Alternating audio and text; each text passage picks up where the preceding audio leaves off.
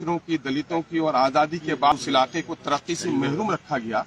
वहां की एक लड़ाई जो बैरिस्टर असदुद्दीन अवैसी साहब ने शुरू किया, उस लड़ाई को इन लोगों ने कमजोर किया है और धोखा दिया है। इन लोगों ने धोखा किया है, बल्कि सीमांचल की वो गरीब और महरूम जनता जो इंसाफ की तलब के लिए एमआईएम का झंडा उठाया था, इनको वोट देकर जिताया था, उस जनता को धोखा दिया है। वो कौन है? वो गरीब हैं, किसान हैं, मजदूर हैं, परदेसी मजदूर हैं, सैलाब से परेशान हाल लोग हैं, अनपढ़ लोग हैं, दवा से महरूम लोग हैं, बेरोजगार लोग हैं, उनको धोखा दिया है। मैं समझता हूँ मीर जाफरों के साथ ही मैं समझता हूँ कि राजद जैसी पार्टी जो कभी माई समीकरण की बात करती थी, अकलियतों की, विशेषकर मुसलमानों की बड़ी बात करती थी, और आज अकलियतों के दरमियान में पार्टी उठकर आई है, अकलियतों की आबादी से उठकर आई है, अल्पसंख्यक लोग जीत कर आए, अल्पसंख्यक के लोगों ने उस इलाके में अपने समस्याओं के समाधान के लिए उनको वोट दिया है, इनको तोड़ने का काम किया है, तो मैं समझता हूं कि आने वाले दिनों में इसकी बड़ी कीमत चुकानी पड़ेगी। कभी माई कहते थे, आज वो A to Z कहते हैं। मैं समझता हूं कि इस वक्त पूरे बिहार में माइनॉरिटी के लोगों की जितनी आस्था जुड़ी है एमआईएम से, उस आस्था को खत्म नहीं कर सकते थे। बल्कि मैं दावे के साथ कहता हूं, मैं एक टूटा था तो 5 लेकर आया था, आज 4 टूटे हैं तो 24 लेकर एमआईएम आएगी और ऐसे लोगों को भी धूल चटाने का काम करेगी। इससे हमारी पार्टी में कोई घबराहट नहीं है। जाने वाले चले गए, ले जाने वाले लेके चले गए। मीर जाफर का किरदार जिसने अदा किया, और जिन लोगों ने अकलियतों में गुजरात में गर्दनें काटी हैं, जिन लोगों ने बाबरी मस्जिद तोड़ी है, अकलियत के लोगों ने ऐसे लोगों को माफ नहीं किया है। मैं समझता हूं कि अकलियत के लोग, अकलियत की उठती हुई ताकत को जिन लोगों ने तोड़ा है, उसको भी माफ नहीं करेंगे।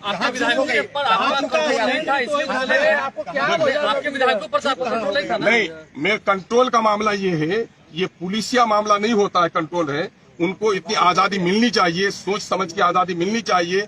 जो भी बंधन यहाँ पर होता है नैतिक बंधन होता है, और नैतिक बंधनों को तोड़ने वाले वो मैं समझता हूं कि सबसे बड़े पार्टी होते हैं। आप स्टैंड नहीं ले रहे थे, इस वजह से वो भागे। आप किस चीज का स्टैंड नहीं लिया? हमेशा अकलियतों का स्टैंड ले लिया, दलितों का स्टैंड ले लिया। और मैं समझता हूं कि पिछले इजलास, जितने सेशन हुए, गवाह होगा कि अकलियतों और पिछलों के जितने मुद्दों को और सीमांचल के जितने मुद्दों को एमआईएम ने मजबूती से उठाया है, और तमाम तर विधायकों को जो हिस्सेदार बनाया है, तमाम तर विधायकों को जो बोलने का मौका दिया है, जो परामर्श किया है। दूसरी पार्टियों में गए हैं, हम लोग रहे भी हैं, दूसरी पार्टियों में हैसियत है तलवा चाटने की। एमआईएम है जो मान सम्मान की बात करती है। अगर कुछ लोगों को ऐसा ही मामला है, सीमांचल का विकास क्यों नहीं हुआ? सीमांचल से इसी नेचर के लोग जीत कर आए जो पार्टी का तलवा चाटते रहे और सीमांचल के मुद्दे की लड़ाई नहीं लड़े। एमआईएम ईमानदारी के साथ सीमांचल की लड़ाई लड़ती है, और अख्तरुज्जमान खड़ा है। मैं दावा करता हूं आपको, अरे मुझे किसकी हिम्मत है? मैं समझता हूं ऐसी कोई राजनीतिक दल ने जन्म नहीं लिया है जो अख्तरुज्जमान के ईमान का खरीदारी करता है।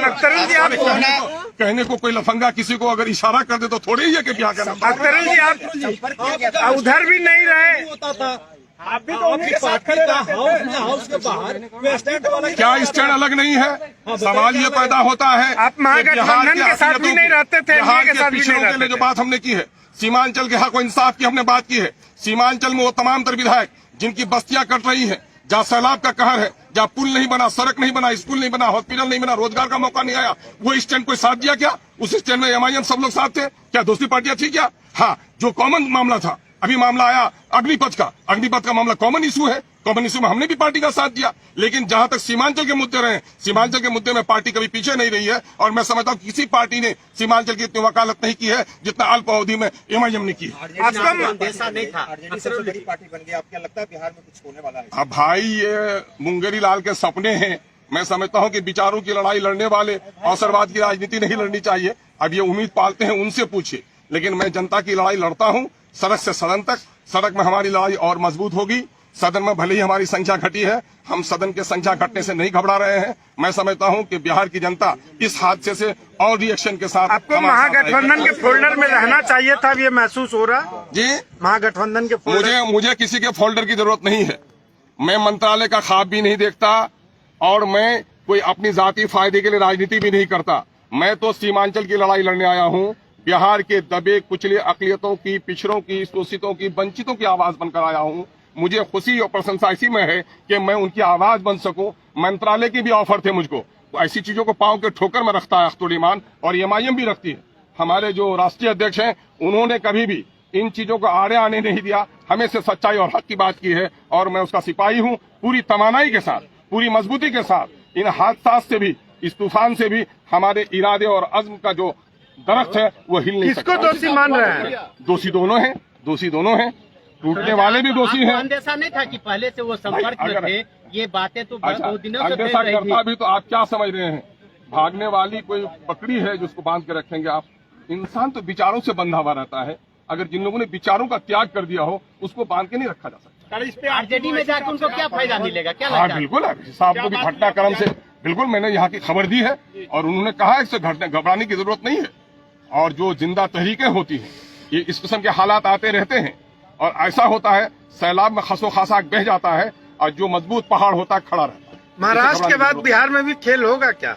अब उस खेल की बात उनको कहिए, वो खेल का जो तमाशा देख वो उम्मीद बांधे हुए हैं। महाराष्ट्र में जो हुआ है गलत है और महाराष्ट्र के खेल को जो लोग गलत कह रहे हैं वो भी या खुद गलत कर रहे हैं। बहुत बहुत शुक्रिया।